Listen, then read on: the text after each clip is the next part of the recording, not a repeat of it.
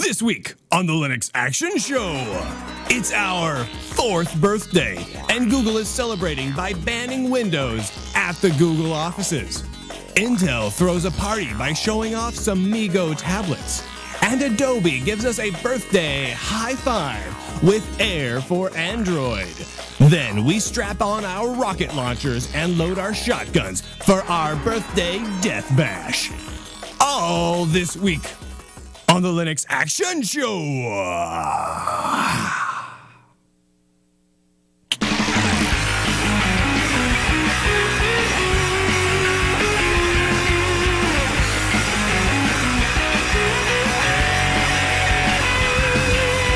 And welcome to Season 12, Episode 4 of the Linux Action Show. My name is Brian. With me for the last 4 freaking years is Chris. Hey, Brian. I don't have a runs Linux. You don't need to. You know what runs Linux? The Linux freaking Action Show. Yeah, the Linux freaking Action Show. 4 except years. for today. Except for today. Yeah, except for today. We'll talk about that later. Yeah. But 4 years, dude. This is our 4-year anniversary show. Actually, to the day. Today. Pretty good timing on our part, I gotta say. We started the Linux Action Show. I'm pretty proud of us, like, because the timing is totally accidental. And like has nothing to do with the crazy bit is if you go back, is the first episode even online? It must be up on archive.org somewhere, right? I think so. I don't know if the first episode is. But if you are one of the longtime listeners, if you can remember back 4 years, the first episode, we were just registering our domain, linuxactionshow.com, and we gave out the wrong URL. Sure, why not? I think we just said it was linuxshow.com or something like that. It kind of set a general tone. Yeah, we were wrong about our own domain right off the bat. That's how we roll. That's here at the Linux That's Action our Show. attention to detail. That's how good we are. But no, it's kind of exciting. I mean, we're going to do a kind of a special show this week. We're going to do, instead of our segment where we normally have a discussion or a review or your feedback, we're going to do some Linux gaming on Windows. And Mac. Yeah. We'll talk about that later. Should we say holla to the boys over at GoDaddy.com? Because I've got a pretty awesome Android pick. I really think we should, because this episode of the Linux Action Show, this 4th anniversary episode of the Linux Action Show, is sponsored by GoDaddy.com, the world's largest web host and domain name registrar. If you were ready to make an impact online, GoDaddy.com has got you covered. Domain names as low as $1.99 plus world-class hosting. World-class. Whole entire Earth. Unlimited disk space. And bandwidth. That was a... Did you hear that slip up there? I did. I don't know what you were going to say. That was not intentional. What could you have possibly almost said, Brian? Beep. Do-it-yourself website builders, dedicated servers, SSL certificates, and so much more. I'm reading this a little slower to make sure I don't say anything else horrible. Plus, as a Linux Action Show viewer, enter promo code Linux. That's LINUX at checkout. Take an additional 10% off your entire order, or enter Linux 20 and take 20% off of Linux shared hosting. That's 20%. From GoDaddy.com. Awesome. How do you not love that? Awesome. I love that. There's no way to not love that. 20% is a lot of percentages, Brian. 20% is pretty much $5 million of anything. All right, so I want to talk about eBuddy Messenger for the Android. Okay. Now, you might say, Chris, what? What, Chris? Wait. Chris, what? Now, if you're going to just use Google Talk, don't use this, because you just got the built-in Google Talk client. This is terrible. It works really slick. This is really awful for Google Talk. It doesn't even work. It works fantastic for Google Talk. Then why not use this for Google Talk? Because they already got one built into the Android OS. Gotcha. You know? Well, doesn't Android have all the other messengers too? I don't know. I don't think it has AIM or ICQ or Yahoo Messenger. Really? No. But eBuddy Messenger. I'm just going to say this right now. What's up with platforms not having integrated messengers right out of the gate? My little Memo tablets. You know what it is? It's whenever they have it's whenever they have their own platform they want to push. You know, like Google Talk. Google wants Google Talk to take over. That's phony and like baloney. It's like Windows ships with only MSN Messenger built in. You know, and whatever. They just don't care. They don't care. No, they don't want us to have heart. You're right. They don't want us to have heart. They don't love us You know who enough. wants us to have heart? Captain Planet. Yeah, that's true. Yeah. So eBuddy here is it's a pretty good piece of software if you want to have a multi-network chat client. The thing I like about it a lot is it runs in the background always, but it's super low power usage. I've experimented with a couple of these, and the power usage is on this one. Because, you know, on the Android, you can check your percentage to see. Yeah, this one's pretty good. Yeah. This one's like barely even registered. No, I don't know exactly what they're doing to make that happen. And the interface actually isn't too bad either. Oh, it looks fine. Yeah, it's nice, clean, simple. Yeah. Shows a consolidated list of all of your different networks, and they've got a bunch of different themes for the chat, so you can kind of have like a command line looking version or an iChat looking version, stuff like that. You know, little themes and stuff like that. So that's I hear you. That's eBuddy Messenger. You can find it in the Android marketplace. It's a great multi-network chat client for the Android phone. No, that's cool. You know what? Cool. I can get behind that and give it a high five. Probably. I don't have the new Froyo on my Droid yet. But What? I do have a community ROM that has like a bunch of apps from Froyo. You don't have Froyo on it. Not yet. Why not? I'm doing a podcast, but I probably would be doing that right now. They came out. It's ridiculous. The original Motorola Droid that I bought came out like I think it came out with like 0.9 or something like that. And they already have a Froyo build out there for it, and then they didn't have Wi-Fi. Now they already have just that soon. They've already added Wi-Fi. It's like hours. It takes hours for this stuff on these Android phones to get out. It's crazy. So if you do have a Motorola Droid, you could go get yourself some Froyo if you want to. They have all of the hardware fixed. As of like yesterday, they didn't have Wi-Fi support, but today they do. As of yesterday, that is the most ridiculous thing. I have maybe I might almost if you're using it as an actual phone, maybe wait like a few days. Yeah. Because if you don't have another phone, you might want to. I like it. Every time I put one of these ROMs on, the phone's gotten better. So that's pretty rad. All right, Brian. Yes, Chris. With all of that said, we've got a fun show to get into. We've got a weird show to get into. So we're going to be playing games with everybody. And as we said previously, we're going to be playing, Urban Terror and Next US. So some popular games on the Linux side of things. Good first-person shooters. We thought we're going to play some first-person shooters because it would be cool if you guys could shoot Brian and Chris from the Linux Action Show. For our birthday, shoot us in the face. Shoot us in the face Happy for our birthday, birthday. guys. By the way, here's a gunshot to the face. I'll only be accepting funny shots. So you got to shoot me somewhere where it's funny. In the face, in the butt, or between the legs, or something. What about the groin? That is hilarious. It's between the legs. Oh! See, I was thinking. Okay, I mean, because knees are also kind of technically between the legs. But so you got to have a range of funny. Dude, knees like are the legs, dude. Knees are not funny. Crotch is funny to me. That's what I'm saying. But you might have someone misinterpret between the legs. I was trying to be classy. You want to be clear about what you mean by between the legs. If you want to get shot in the nuts, you might as well just say it. Shoot me in the wee-wee. Okay, there we go. So that's funny. But because we're doing the show here, we got the video to the live stream to the doodads and the compositing and the whatnots. We were actually having a hard time on the machine I've been playing on here. We've got a little HDMI out, which is great because we get the high-res blam in your face into the video. It's great for doing the demos and whatnot, but unfortunately it's not working under any version of Linux we've tried. So what we end up having to do is we run Windows on here. It hurts us. It hurts us a little bit, but then we throw in like VMware and everything else, so we can do all of our OS demos. And so on the machine that Brian's sitting at, if you're watching the video version, if you're watching the audio version, you're not really going to care. No. But on the video version, he'll have. I might have a little. You might accidentally see some Windows. We'll try to keep it from you. I'm super bad. I don't want to taint the show, ladies and gentlemen, but it might happen. Now, Chris, on the other hand, well, he's got a MacBook Pro in front of him. He's tilted the screen back far enough to where you don't really see it. Well, I'll pull it up during the game. I just want to clear the shot. So there's no giant Apple logo. And this one, suddenly the screen started distorting, like you just upset like the people who are running the Matrix or something. This one's running some screen software capture. Lets us capture over the network. So that's how we'll be doing this. So that's why we're doing it. So we're answering all these questions up front, so that way when you guys are listening or watching the show, you already know. That way we don't have to get that same question 500 times. We're just kind of clearing that out ahead of time. All this being said, I'm looking over here at Chris's desktop, and there's two videos sitting on Chris's desktop. One is Brian's sings and humps, and the other one is Brian's tude. Yeah, that's true. I really don't know exactly what Chris is doing in his spare time here. Well, these are behind-the-scenes videos for the iPhone apps that we have. So people who buy our iPhone apps, and they get to see these? And maybe something for the Android folks soon. They get to see these. Yeah, I'll be darned. These are videos for those folks that nobody else gets to see. That's what these are. Well, don't show them all the goodies. They got to buy the whatever. All right. Oh, that's an old video. All right. So, with all of that said, let's do the news. Okay.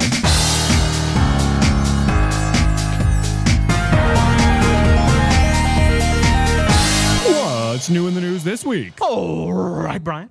Our top story for the 4th year this week: Android getting Adobe Air applications. Have you seen this? Oh, heck yeah, I've seen Adobe Air getting native app compilation. Now, if I'm understanding... I just smacked my microphone right there. If I'm understanding the story correctly, it doesn't sound necessarily like you're going to have an Air runtime, right? Kinda. They're getting built to be native Android. Air apps are going to be able to build to native Android code. I can't really quite tell. So basically, what I do know is it's kind of a big deal. I mean, you're going to be able to take stuff written in ActionScript 3 and you're going to be able to run it on an Android device. Yes. That is huge. We're talking web apps, desktop apps. Basically, what you're looking at more along the lines of is the Air Flex framework being compiled into your executable. Yeah. So then you have a native, single, runnable native application. So you write it's basically an Air application like it has the Air runtime, only it's built into the app itself. So you don't have to download something separate. Gotcha. You just got it all right there. Boom. I gotcha. And I would just like to say, this is rad. It is nice to see a company who comes out and says, you know what, this may not be our development tool chain, but we don't care whether it's proprietary. We don't care if it's open source. Right. We don't care what it is. If it exists, we would like it to exist on our platform. Well, and that was in whatever way the people who make it want it. And I thought that's awesome. I thought that would have been something that you would have liked quite a bit, because at Adobe Air, they kept at Google I/O, Google kept stressing open isn't just open source and open standards. Open is also being open to freedom. It's real freedom. It's open not of choice. Just open source. Open source is a part of freedom, and it's a freedom that I embrace and I love. But the reality is, there are some situations where you're going to have things be proprietary, and you need to have the freedom to choose that, and you need to be able to choose it. Yeah. And most of those platforms out there right now, or at least some of the big ones, like look at the iPhone. It doesn't matter if it's open source or closed source. You don't get freedom. Right. You just There's don't no get choice. it. It doesn't matter what kind of freedom you want. It is ripped from you brutally, and you're left bleeding and crying on the sidewalk.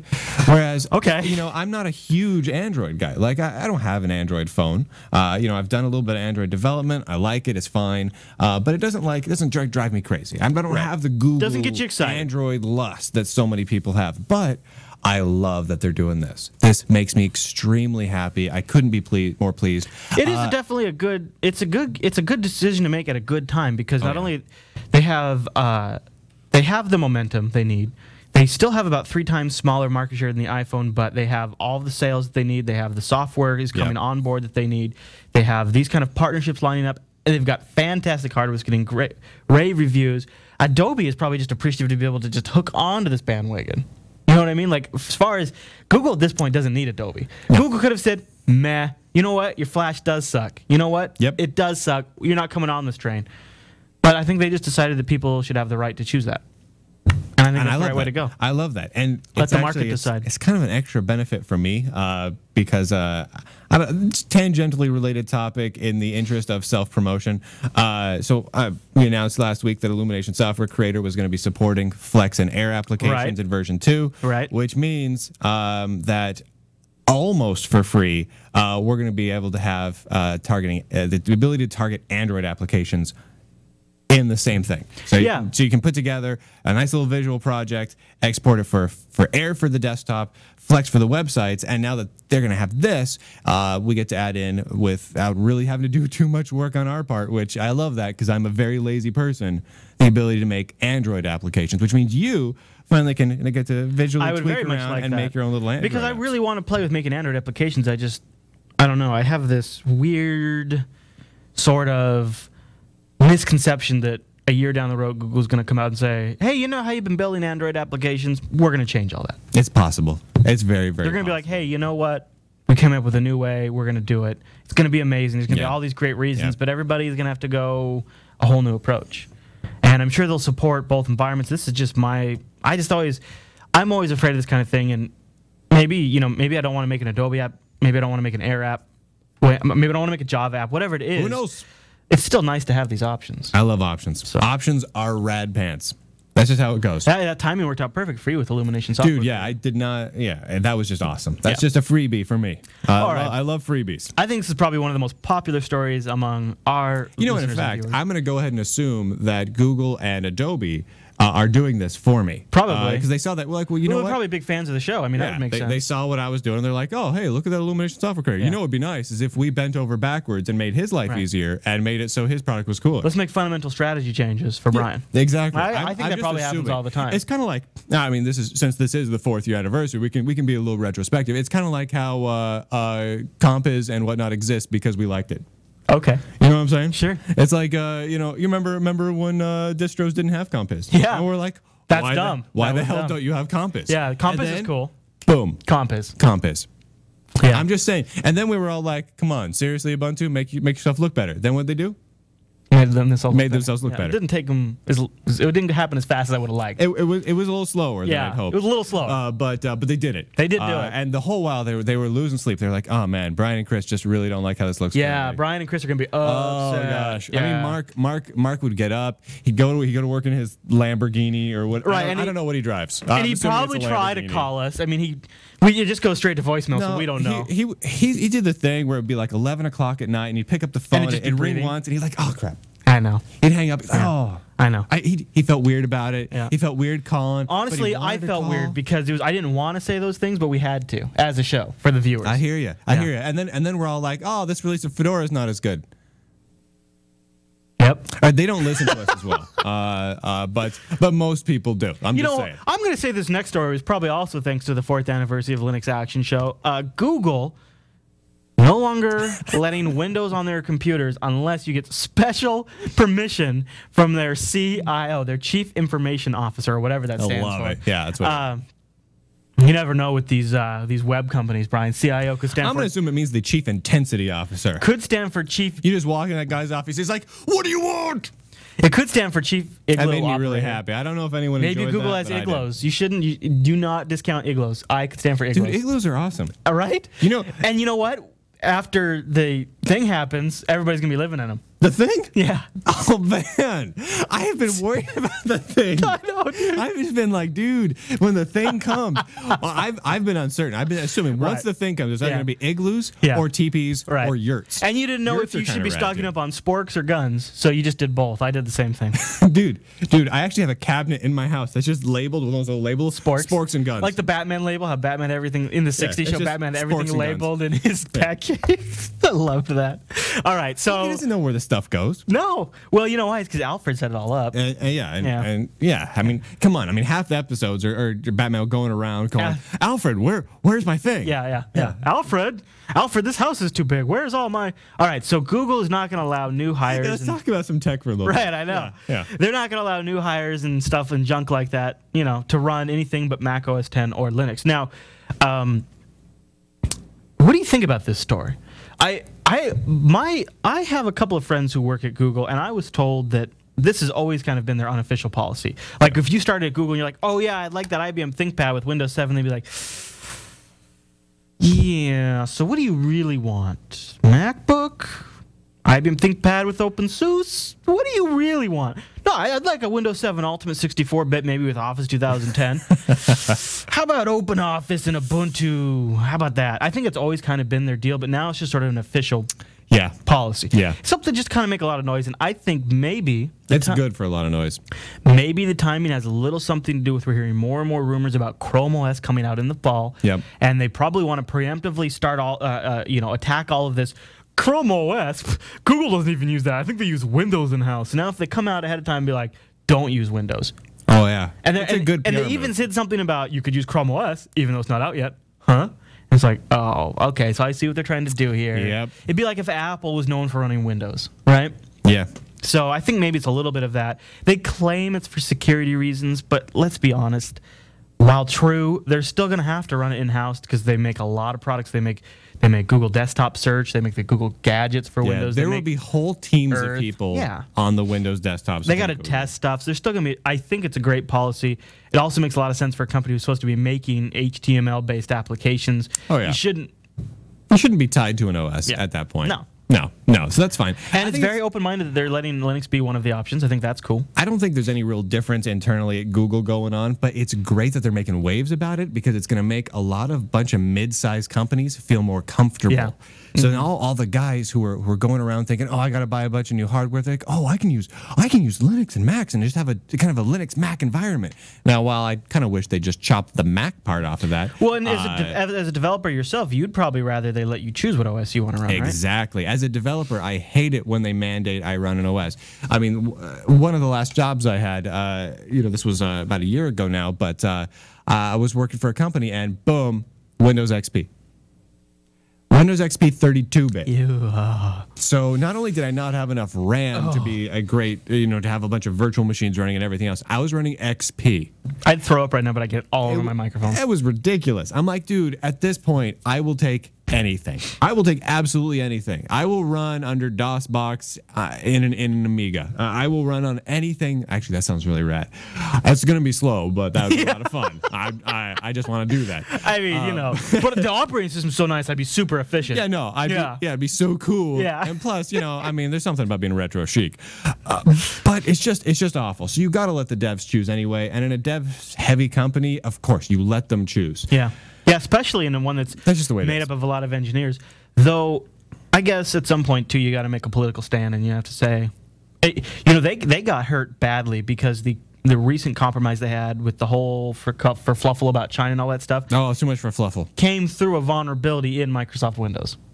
So they took one of their biggest security breaches they've ever had, way bigger than we know. Oodles. I mean, their entire authentication source code was stolen for all of the Google products, right? Yeah. By the Chinese government. I mean, that's a really big deal. And I think it was because of a vulnerability in Windows. So they're just pissed. They're pissed. They got their S messed up thanks to Microsoft. Yep, they did. And they could just as easily get their S messed up through a Windows or Linux vulnerability, but there's way on the order of millions less people making vulnerability exploits for Windows and Linux.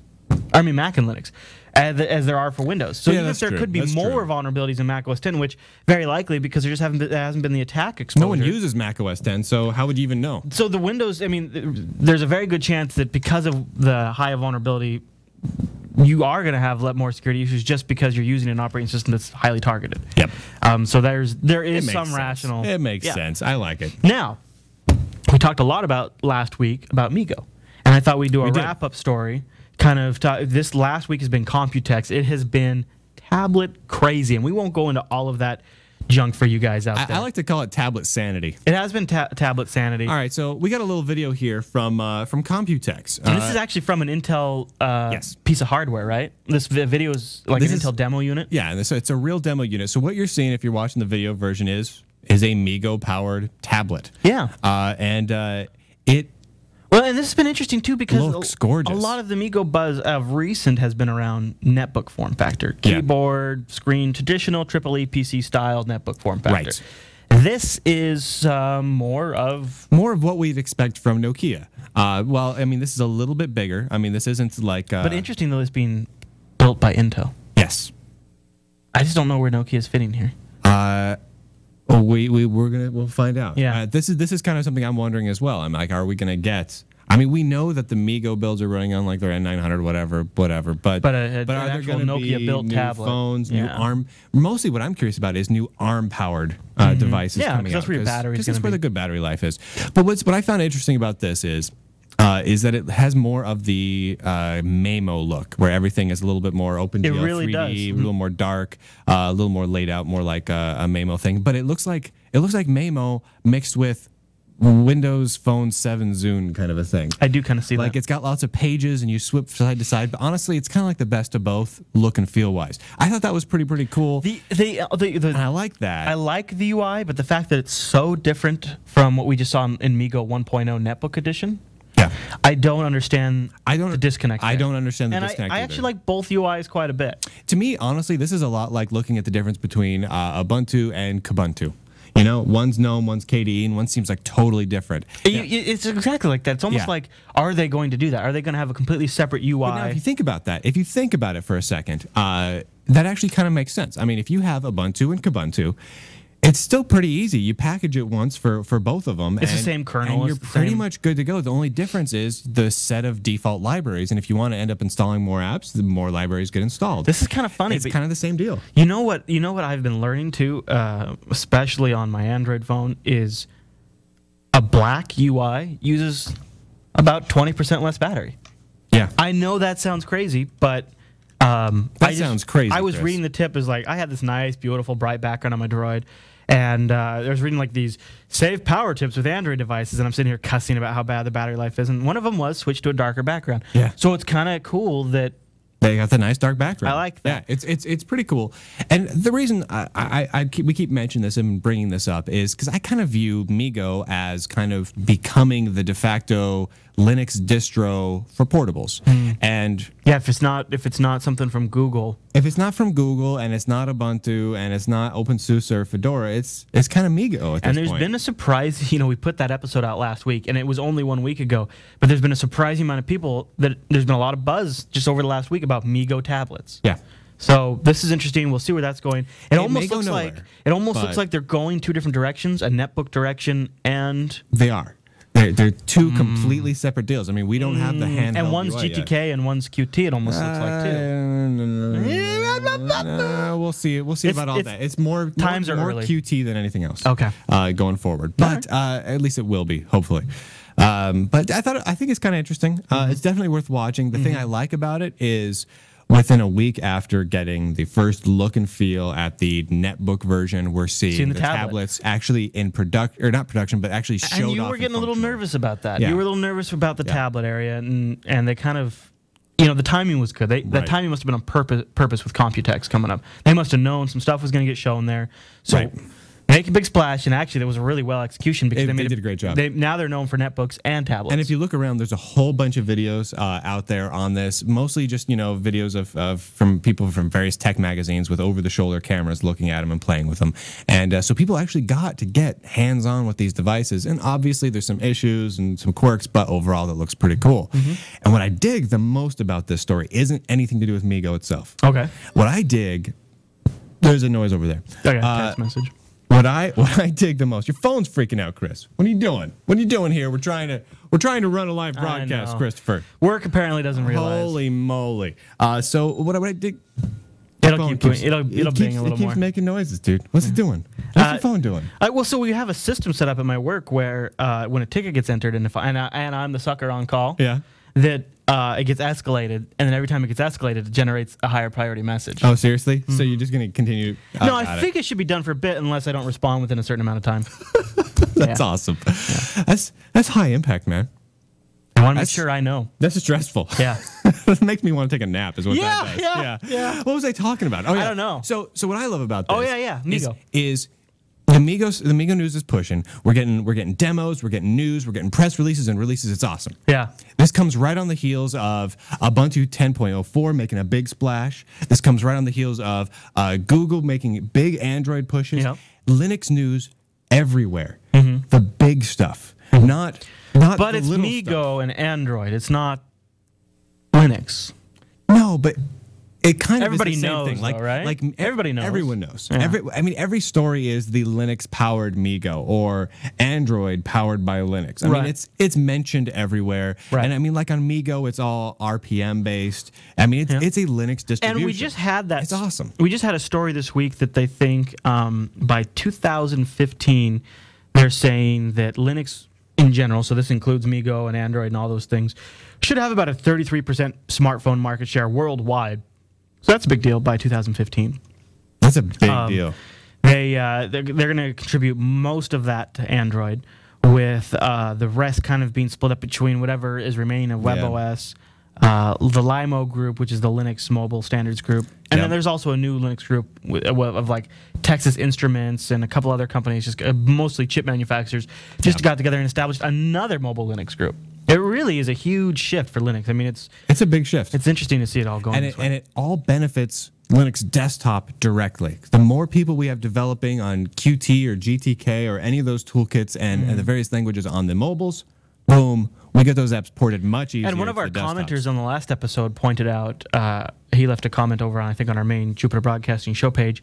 He said that one of the things MeeGo has contributed to the desktop Linux side of things is much faster boot. That's a lot of the improvements in some of the distribution's boot speed is attributed to MeeGo. That's awesome. And that's really coul. I'm not going to be against that. No, I like that. So that's good stuff. I just wanted to say I'm excited about it. All of it. It might all flop. By this time next year, we could be talking about MeeGo. I don't know. I don't know. Ooh, I like MeeGo. You should go register that real quick. MeeGo. MeeGo. A whole new distro. It's not. Wait, you know what? MeeGo and Android and Ubuntu will all merge together and form a mega distro. MeeGo, Jugo, Droid. MeeGo, Jugo, Droid. I don't know. MeeGo, Jugo. These are not. Yeah. Yeah. But just the same, I don't care. You know, at this point, I don't care. You're waiting for it to shake out? I'm waiting for it to shake. Well, Doesn't it always feel like it's in a state of shaking out, though? It always does, Yeah. but I don't care. This seems like a big one, though. But at this point, this is a big deal. We're standardizing on a couple of toolkits. We're making it easier for developers. Yeah. We're pushing it forward, and we're getting Linux in the mind share of the average consumer now. Right, People are now like, ooh, I want a Linux-powered phone. Yeah, that's think true. about that. Yeah. Like two or 3 years ago, people were like, oh, Linux-powered phone. Oh, I hear Apple's going to come out with a phone. I think it's more likely that they hear Things are about different. Android and they get into it and they like it and then they find out it's Linux powered. Right. Oh, this is Linux. Right. I'm thinking. And then they think, oh, Nokia's coming out with something cool. And maybe it's possible. I think it's moving in the right direction there. So I'm excited. Yeah. Yeah. Hey, you know what? Big change from 4 years ago. I think it's time we should go get shot in the face. I've been shot in the face all day. Because all the things have changed in this industry. Getting shot in the face is still as much fun as it always was. It's in the consistent. Last 4 years. It's stayed consistent since Doom came out. Yeah, you you have it. still enjoy getting shot in the face. All right, Brian. Let's do it. That's all the news for this week.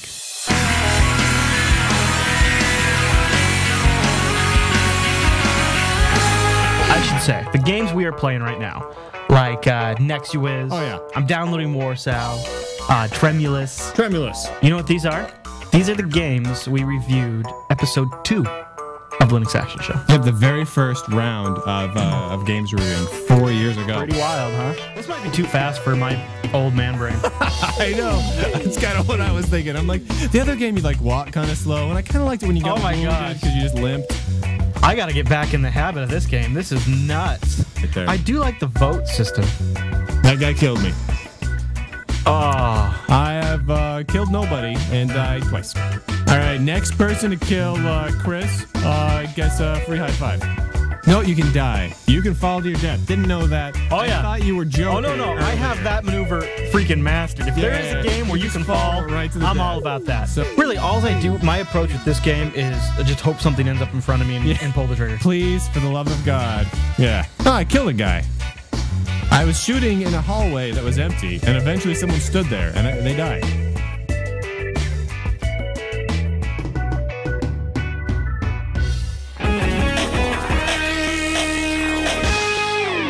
I do believe that brings to an end the last 4 years of the Linux Action Show. Wow. I want to thank That's pretty everyone epic. for watching for 4 solid years. If you haven't watched for 4 solid years, we forgive. But we don't forget. No, we don't forget.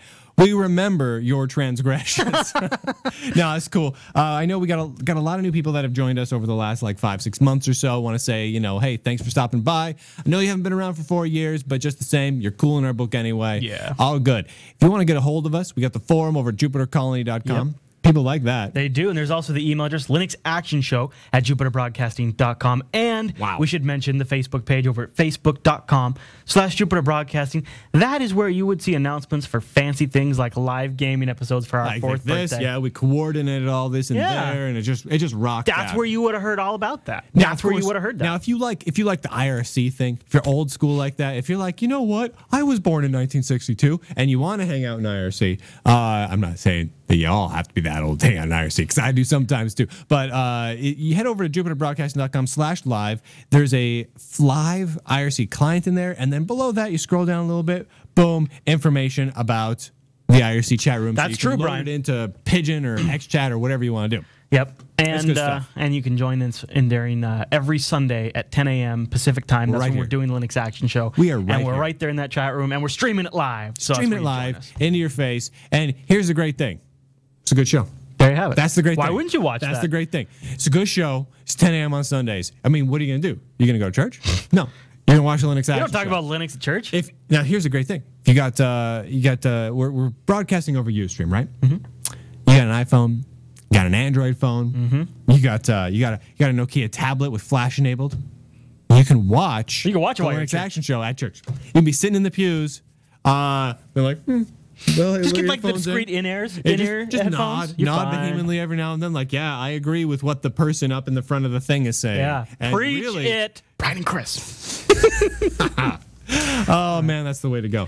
Well, I think that's kind of it. That's all I got. Hey, thanks everyone again for stopping by. We'll be back to start our next year. No, wait. Yep. So this was our 4th anniversary. Yeah. So this is our 4th. Does that mean We start our year number 5 starts? next we, episode. We get into year It's 5. beginning number 5. Next episode. Yeah. So next week we'll be rocking out. Yep. We got a lot of stuff coming out a couple of weeks from now. We got. I'm already running OpenSUSE 11.3 to get a feel for it. I just got done with the GNOME side. I'm loading the KDE 4 side. I'm going to do a review on that. In a way, I feel kind of bad. Okay. Because Fedora and Ubuntu came out so close together. Yeah. We weren't really able to give Fedora any one of them. Yeah. Fedora Ubuntu got more time than Fedora did. 'cause it Now came first. OpenSUSE is getting more time because there's that gap there. I do feel kind of bad about that. So I'm kind of hopeful for the next Fedora release. We can give Fedora a little more time. You know maybe what? juggle We'll it do up a that. little bit. Yeah. But that's the only thing I want to say. Also, we should do some listener feedback. So if you have any questions, you have any comments, you have any thoughts, if you have written poetry for us, call into our call-in line. You can go to jupiterbroadcasting.com. There's a little contact us. thing. Yeah. You click it, Little and when you thing. click it, it's amazing. There's all sorts of things there. There's a Yeah. phone number, there's an email, there's a blah, blah, blah. Do them. Just click them, do them. See what happens. Click You 'em and never do know. 'em. You don't know. You never know. We just put buttons there. We go online, we search for JavaScript button does strange thing. We paste that code into our website, and then you go and click them. That's what we do. And there's one thing I do know, Brian. What? If you want to get a drunken response at 1 a.m. from me on your question, the only way to do it is if you send it in. Think about that. You're not going to get a drunken response if you don't have that sent in. Right. It just can't happen. Right. You can't win if you don't play. All right, everyone. Well, I think that wraps up this episode of the Linux Action Show. Thanks so much for tuning in this week, and we'll see you next Sunday at jupiterbroadcasting.com. Later, everybody.